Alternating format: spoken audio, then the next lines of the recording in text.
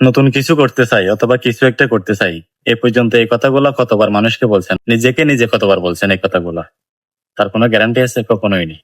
আপনি প্রতিনিয়ত এই কথাগুলো আপনার কাছের মানুষদেরকে বলতেছেন, আপনি প্রতিনিয়ত এই কথাগুলো নিজের সাথে প্রতিজ্ঞা করতেছেন যে আমি কিছু একটা করব, আমি নতুন কিছু করতে যাব।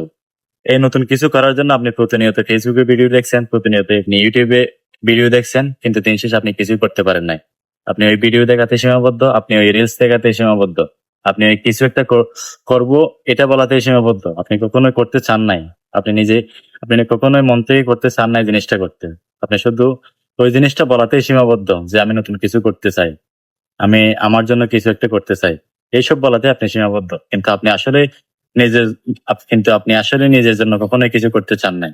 যদি আপনি আসলে কিছু করতে চাইতেন তাহলে অবশ্যই আপনি এই এক্সাক্ট মুহূর্ত থেকে শুরু করতেন।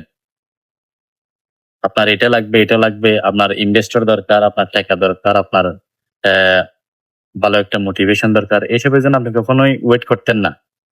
যদি আপনি আসলে কিছু করতে চান, আপনি কিছু করতে চান না বলে এসবের জন্য ওয়েট করতেছেন।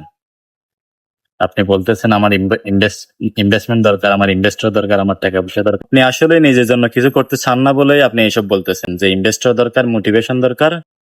দুনিয়াতে আজকে যারা সফল হয়েছে, দুনিয়াতে আজকে যারা বড় বড় পজিশনে বসে আছে, তারা কখনোই শুরু করার আগে চিন্তা করে নাই যে আমার এটা নাই, আমার ওইটা নাই, আমার ওইটা নাই, আমার পারফেক্ট মোটিভেশন নাই, আমার পারফেক্ট টাইম নেই।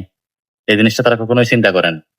তারা শুরু করছে, তারা ব্যর্থ হয়েছে, তারা শিখছে, তারা ব্যর্থতাকে কাজে লাগিয়েছে, কিন্তু আমরা সেটা করতে পারতেছি না।